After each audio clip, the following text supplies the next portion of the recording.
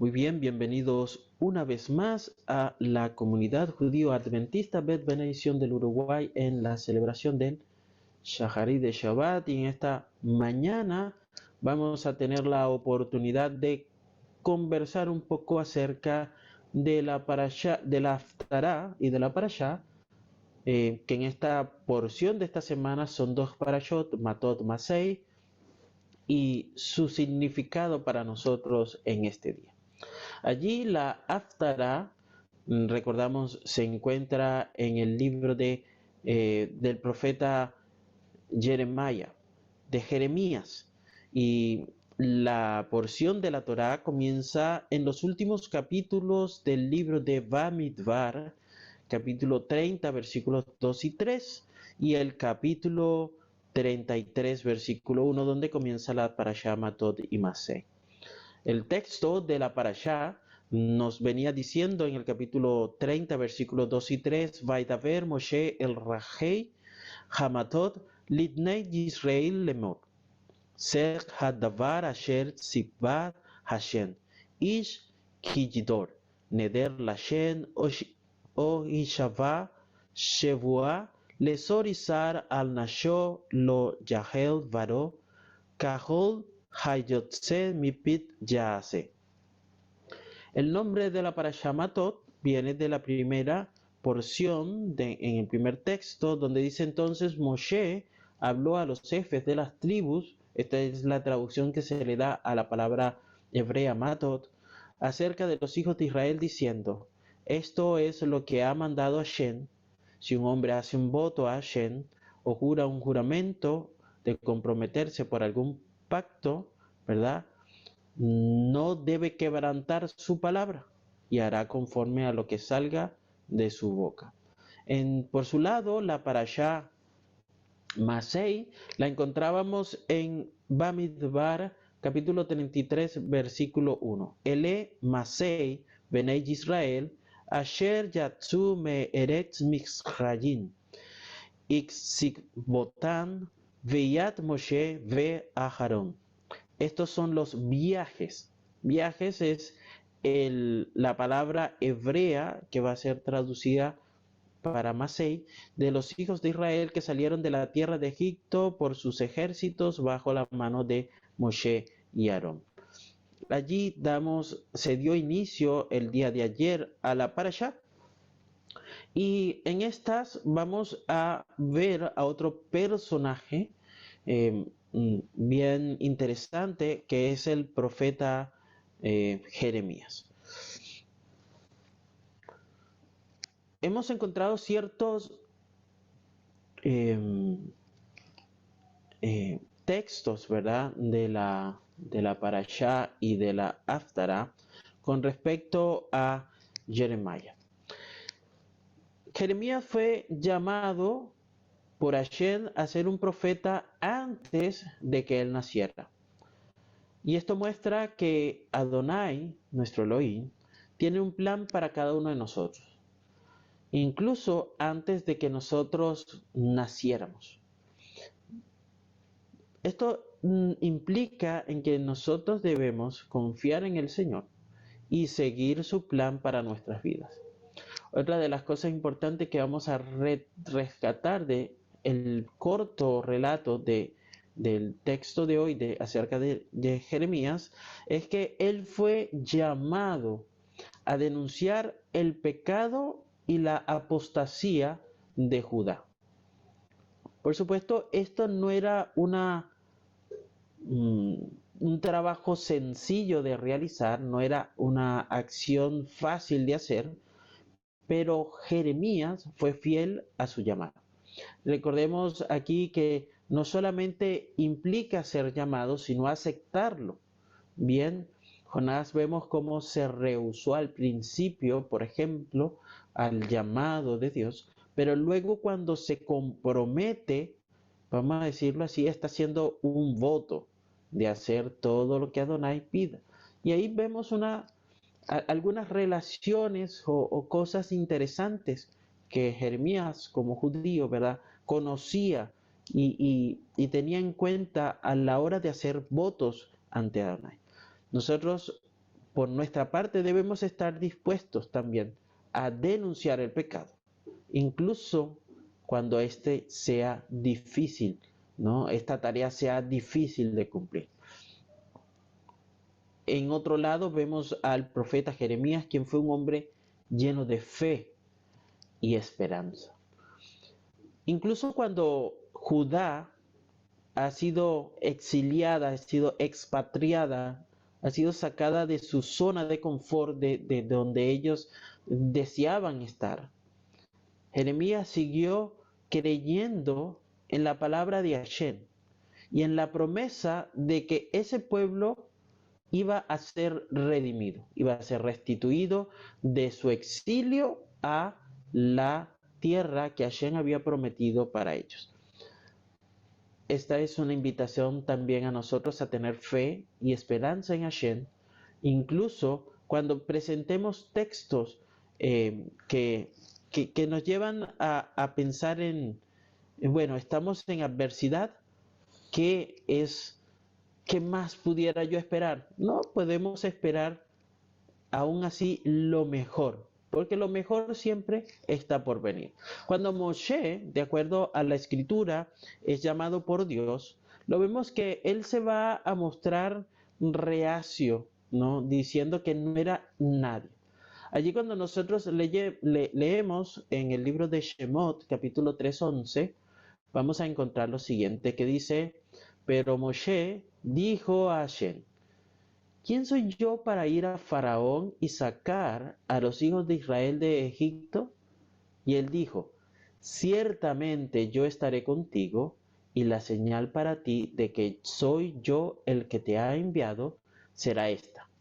Cuando hayas sacado al pueblo de Egipto, adoraréis en este monte. Bien, vemos allí entonces cómo Hashem responde a esa preocupación que tenía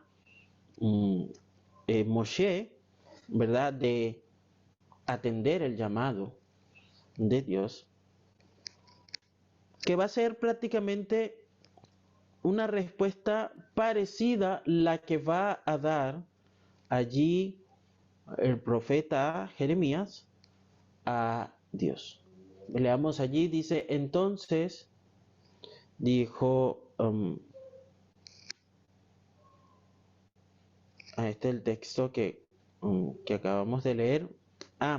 Perdón, habíamos leído el versículo 13, 11, 12, bien, y del 13 al 15 continuamos leyendo, donde dice entonces, dijo Moshe a Hashem, he aquí si voy a los hijos de Israel y les digo, el Dios de vuestros padres me ha enviado a vosotros. Tal vez me digan, ¿cuál es su nombre? ¿Qué les responderé? Y dijo Dios a Moshe, yo soy el que soy. Y añadió, así dirás a los hijos de Israel, yo soy, me ha enviado a vosotros. Dijo además Dios a Moshe, así dirás a los hijos de Israel, el Señor, el Dios de vuestros padres, el Dios de Abraham, el Dios de Isaac y el Dios de Jacob, me ha enviado a vosotros. Este es mi nombre para siempre y con él se hará memoria de mí de generación en generación. Muy bien, aquí afirmamos un poquito más el comentario de ver a Moshe allí buscando no solo una, sino varias excusas. No sé hablar, no sé, no me van a escuchar, no me van a aceptar como autoridad, no van a creer que tú me has enviado. Pero el Señor le da allí todas las indicaciones para que él pueda hacerlo. Cuando leemos entonces en Jeremías capítulo 1 versículo 6, nos dice, entonces dije, ¿no? Este es Jeremías contestándole al Señor, Señor Dios, he aquí no sé hablar porque soy joven, ¿no? Entonces, esto es un indicativo de que muchas veces nosotros nos podemos sentir que no tenemos la capacidad de aceptar los desafíos que Hashem nos coloca. Recién estábamos conversando en la Brit Hadashah, en la Bet Midrash, de que orar sin cesar significa tener una relación en la cual nosotros creemos, aceptamos y vivimos de manera tal de que entendemos de que la presencia de Hashem siempre está allí ante nosotros y que no es que Él está ausente, simplemente debemos mirar, levantar la cabeza. Por lo tanto, pudiéramos tener una oración sin cesar, una oración constante, ¿no? Para ello. Ahora, cuando nosotros vemos acá, ¿verdad? Vamos a volver un poquito aquí, al libro de Bamidbar, antes de leer este texto, vamos a ver que el capítulo 30, versículo 2 decía, cuando un hombre hace un voto a Hashem o hace un juramento para obligarse mediante una promesa, no debe faltar a su palabra, sino que debe cumplir todo lo que dijo. Recordemos que Jeremías es un miembro de una familia que tiene una característica especial. Cuando leemos atentamente la Biblia, descubrimos que cuál era el origen de Jeremías, ¿no? Jeremías era un sacerdote. Recordemos que el sacerdocio se daba de generación en generación, es decir, si pertenecías a una tribu de Leví y eras descendiente y por supuesto tenías en heredad el sacerdocio. Entonces vemos aquí que nos dice palabras de Jeremías, hijo de Hilcías, de los sacerdotes que habitaban en Anatot, en la tierra de Benjamín, ¿no? Entonces, descubrimos que él es un sacerdote que vivía aquí. Sin embargo, nunca vamos a ver al profeta Jeremías, que es como lo recordamos, cumpliendo su deber en el templo como sacerdote. Y esto se debe a que Jeremías era descendiente de una de las familias, sí, que tenía este privilegio de ser sacerdote y que por su lado tenía esta característica, pero que eran descendientes de Abiatar, que fue enviado como castigo a Anatot por el rey de Israel. Vamos a leer un texto allí en Malachim 1, Primera de Reyes 1, capítulo 2, versículo 26, ¿no? Dice, entonces dijo el rey al sacerdote Abiatar, vete a Anatot, a tu campo, porque mereces morir. Pero no te daré muerte en esta ocasión, porque llevaste el arca del Señor Dios delante de mi padre David, y porque fuiste afligido con todas las cosas con que mi padre fue afligido. A pesar de esta mala reputación que tiene el profeta Jeremías, es llamado por Hashem para ser profeta en Israel. Y recordemos que él ha sido llamado, como les comentaba al principio, ha sido llamado para denunciar el pecado y la apostasía de Judá, ¿no? Lo cual no era un trabajo para nada fácil, ¿no?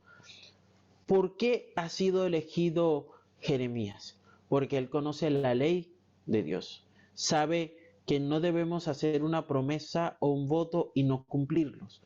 Y aquí entra la parte interesante, porque a veces pensamos que los votos son solamente para aquellos que han hecho un voto nazareano, para el nazareato, ¿verdad?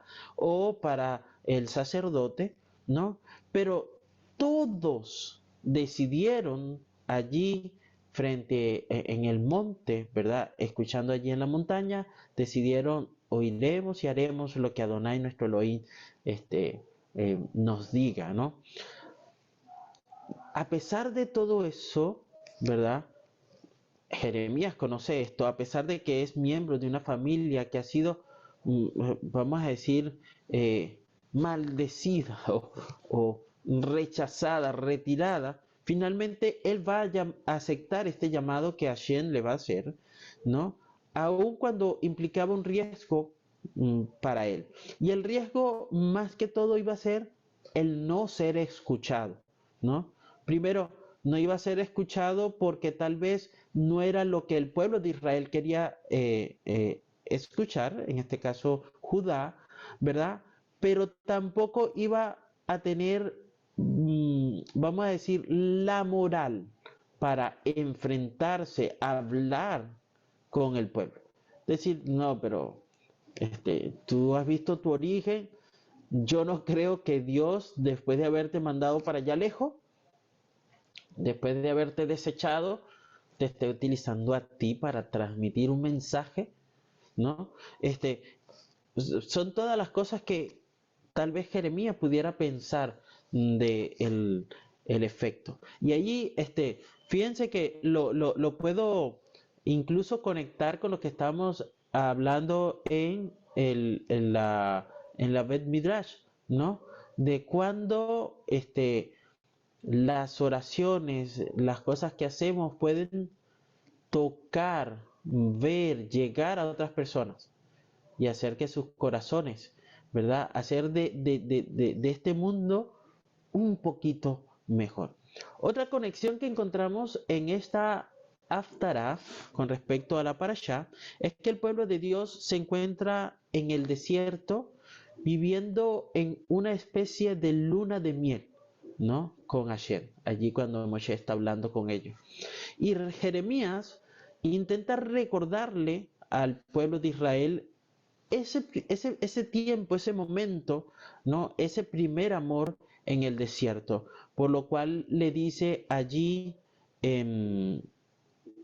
ver que se me fue el texto, lo ponemos aquí, dice, ve y clama a los oídos de Jerusalén diciendo, así dice el Señor, de ti recuerdo el cariño de tu juventud, el amor de tu desposorio, de cuando me seguías en el desierto por una tierra no sembrada.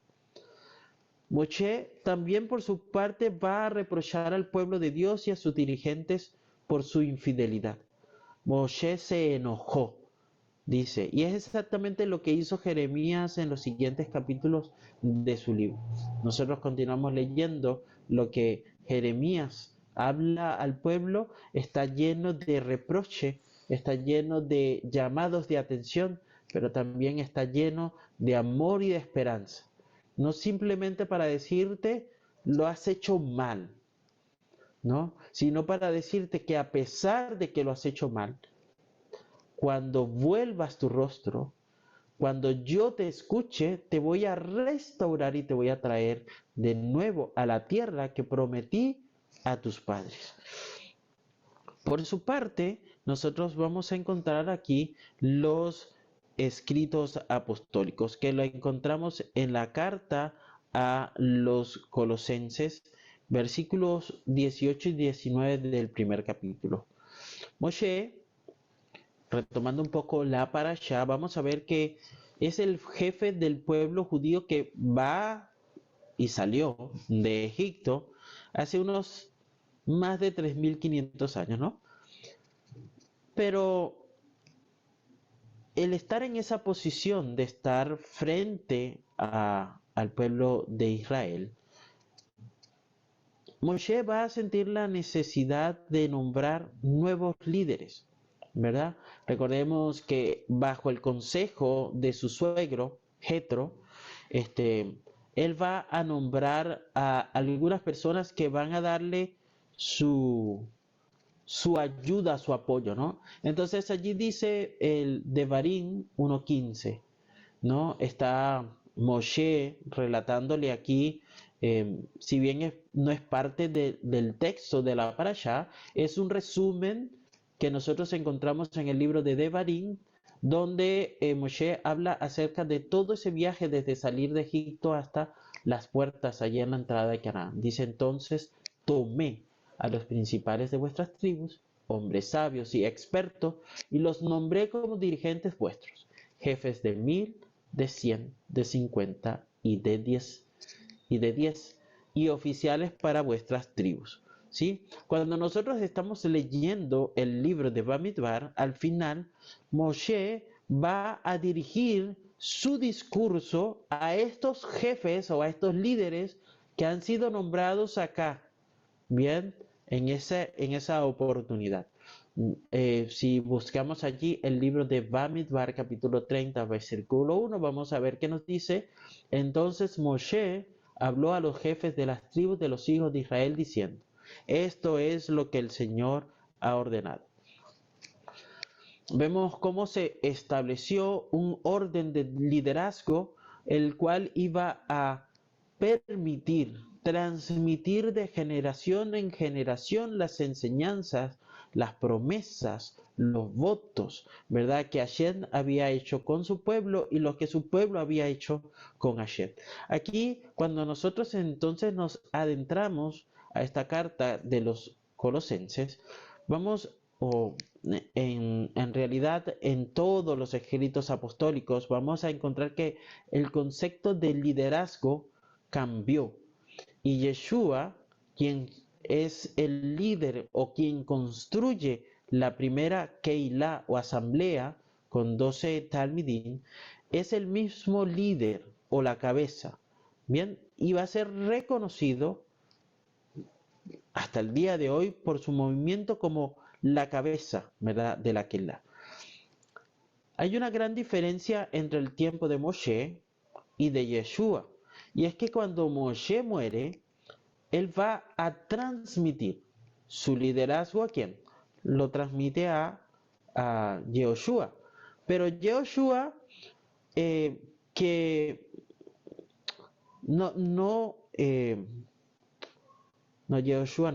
Yeshua, ¿verdad? Que murió solo por 3 días y luego resucitó de entre los muertos, fue confirmado de nuevo en su posición como cabeza de la Keilah de Dios.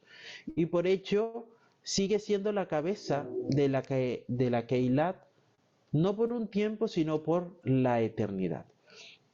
Y ese es el privilegio, ¿verdad?, del Mashiach, que es eterno. Y si nosotros vemos textos mesiánicos como la del profeta Miqueas, capítulo 5, versículo 2, allí vamos a ver un texto donde habla de Belén Efrata. Dice, pero tú, Belén Efrata, aunque eres pequeña entre las familias de Judá, de ti me saldrá el que ha de ser gobernante en Israel, y sus orígenes son desde tiempos antiguos, desde los días de la eternidad.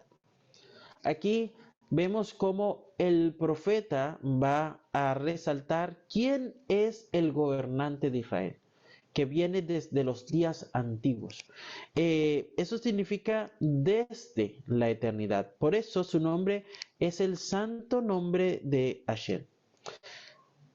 Por su parte, habíamos estado leyendo algunos textos del profeta Jeremías, pero en los primeros capítulos. En unos capítulos más adelante, en el capítulo 23, versículos 5 y 6, vamos a ver que este profeta va a identificar al Mashiach con Dios mismo diciendo, he aquí vienen días, declara el Señor, en que levantaré a David un renuevo justo, y él reinará como rey, actuará sabiamente y practicará el derecho y la justicia en la tierra. En sus días será salvo Judá, e Israel morará seguro. Y este es su nombre por el cual será llamado, el Señor, justicia nuestra. Y allí el rabino Shaul, ¿verdad? Ahora sí vamos a el texto que hemos elegido en esta mañana para hablar acerca de los escritos apostólicos que se encuentra en los versículos 18 y 19 del capítulo 1 de la carta a los Colosenses. Dice, porque agradó al Padre que en él habitara toda la plenitud de Hashem. Porque en él se complació en habitar toda la plenitud de Hashem. Es este Yeshua en el cual habita la plenitud de Hashem, quien es el verdadero o la verdadera cabeza de la Keilah. Sí, se representa como un organismo vivo, ¿no? Un cuerpo. Y en esta alegoría de este cuerpo, en el cual cada uno de nosotros, ¿verdad?, como miembro de este cuerpo, tiene su propia función, ¿no?, para el bien de todo el cuerpo. Recordemos que Yeshua es la cabeza de este cuerpo, y lo seguirá siendo por siempre, ¿no? Pero estamos hablando acerca del liderazgo, acerca de tomar decisiones, acerca de decidir hacer y enfrentar los desafíos que el liderazgo de por sí trae como consecuencia. Allí, en esta Keilah de Yeshua hay líderes, ¿sí? Pero no se les llama rey, a este líder no se le va a llamar príncipe, o incluso no se le va a llamar rabino, ¿no? Como dijo Yeshua. Vamos a leer en la Besorá de Mateo. Bueno, este era el versículo 18 aquí, bueno, donde nos resalta que Él es también la cabeza del cuerpo, que es la iglesia, y es el principio del primogénito entre los muertos, a fin de que Él tenga en todo la primacía. Vamos a la Besorá de Mateo, capítulo 23, versículo 8. Pero vosotros no dejéis que os llamen rabí, porque uno es vuestro maestro y todos vosotros sois hermanos. Y entonces, si el texto afirma que tenéis un maestro y este maestro es Yeshua, ¿verdad? Él es quien enseña a su Keilah a través de ¿qué? A través del Ruach HaKodesh, el Espíritu de Hashem, que lo afirma Yeshua en la Besorá de Juan.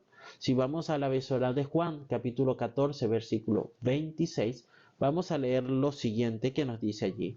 Pero el Consolador, el Ruach HaKodesh, a quien el Padre enviará en mi nombre, Él os enseñará todas las cosas y os recordará todo lo que los he dicho. Así que vamos entonces a identificar cómo deben ser llamados estos líderes en esta Keilah. Así que en los escritos apostólicos, los diáconos, ¿verdad? Diáconos en griego, que significa siervo, también se les llama pastores, ¿no? Que son aquellos que cuidan de los corderos de Yeshua y que están dispuestos, por supuesto, a dar su vida para salvar a estos corderos de los lobos. Pero vamos a buscar un texto, ¿verdad? Que nos dé claramente cuál será el nombre de estos líderes. Allí hemos estado leyendo vamos a estar leyendo durante este trimestre la carta escrita por el rabino Shaul a los Efesios. Pero vamos a ver entonces aquí lo que el rabino Shaul dice. Y él dice aquí en Efesios 4, 11 y 12. Y él dio a algunos el ser apóstoles, a otros profetas, a otros evangelistas, a otros pastores y maestros, a fin de capacitar a los santos para la obra del ministerio, para la edificación del cuerpo de Hashem. Eso es lo que nos dice allí el texto. Estos ministerios que pueden ser abreviados con el acrónimo APEM, ¿verdad? Este acrónimo es interesante, no se puede ni pronunciar, pero en aquí esa primera Keilah, ¿verdad? Se dieron, y han estado presentes durante toda la historia de la Keilah de Yeshua hasta el día de hoy. Han sido dados para equipar a la Keilah a fin de que se cumpla la misión de Hashem para la edificación de su carácter espiritual, que es el cuerpo del Mashiach, con el propósito final de que pueda ser preparar un pueblo que esté listo para la segunda venida del Mashiach. La cuestión más importante hoy en día es saber si nosotros nos estamos preparando a nosotros mismos y a su vez estamos preparando al mundo para recibir al Mashiach, ¿verdad? Para cumplir su promesa de llevarnos a la tierra prometida. Pero esta preparación, ¿verdad? Para esta preparación se necesita que haya lo que nos decía allí en la carta a los Efesios. apóstoles, profetas, evangelistas, pastores, maestros, todos deben estar aquí. Por lo tanto, si nosotros evaluamos la comunidad para descubrir si estos ministerios están presentes, la idea es que si falta alguno, la misión de la congregación, la misión de la comunidad, la misión de la Keilah no puede ser completada o va a estar carente de algunas cosas. Por lo tanto, es necesario, ¿verdad?, que pueda ser entonces entregada allí al Mashiach. Así que Yeshua nos da un ejemplo a nosotros de cómo el don del Ruach HaKodesh lo encontramos allí en el libro de Hechos, en los escritos apostólicos, en el capítulo 1, ¿verdad? Donde nos da este ejemplo, donde estos dones han sido dados para que se complete el ministerio en la Keilah. Así que esto no debe darnos alegría, ¿no? De que el Señor haya dejado capacitado a la Keilah, ¿verdad? Con pastores, con apóstoles, con profetas, con evangelistas y con maestros, ¿verdad? De manera de que puedan guiarnos a nosotros a estar prestos, listos, seguros, ¿verdad? Para esa venida. Ahí no pudiéramos terminar sin contar una historia. Y esta historia me gustó, aunque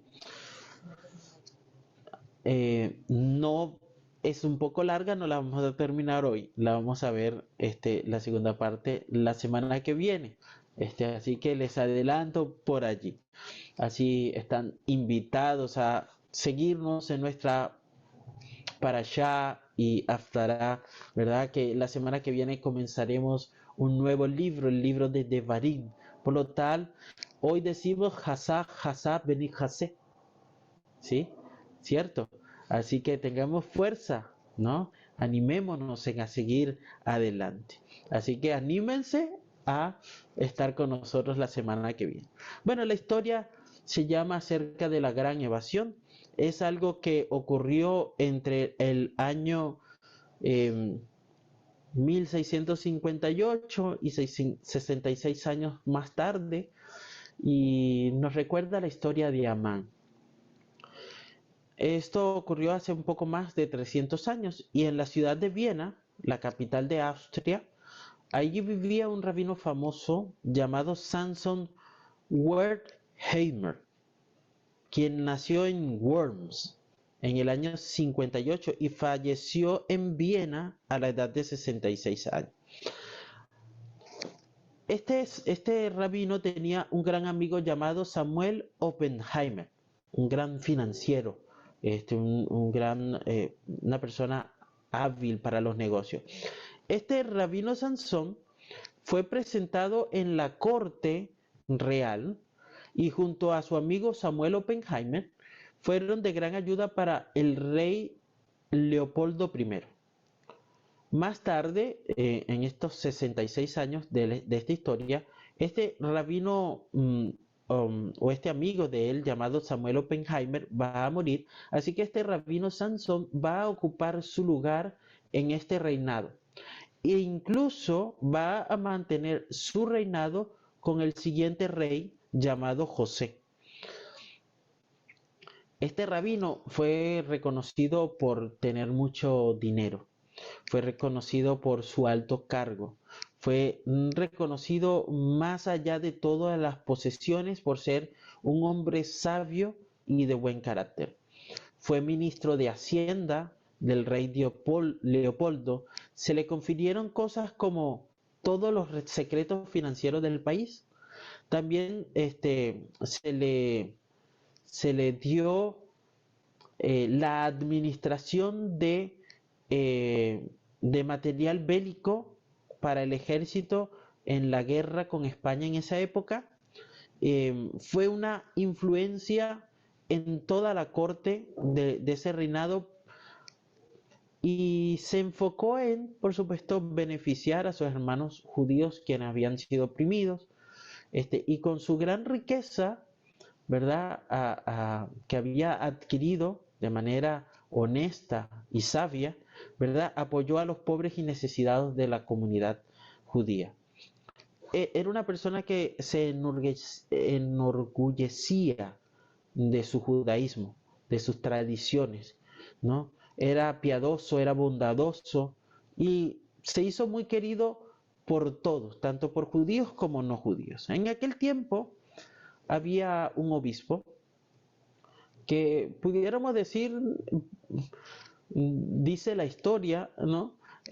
Quien la comenta o quien la registra, que a lo mejor era descendiente directo del malvado Amán. Este personaje se va a hacer, se gana el favor del rey, ¿no? Y así que este obispo no podía soportar ver al rey dándole tanto honor y teniendo tanta fe en un judío. Así que comenzó a buscar por todos los medios ponerle al rabino Sansón en desgracia con el rey, ¿no?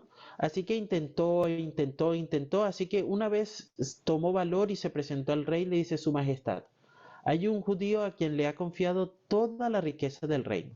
¿Sabe usted si es fiel y honrado? ¿Acaso se enriquece él a costa del rey? ¿Sabe usted si ha ganado su riqueza honradamente?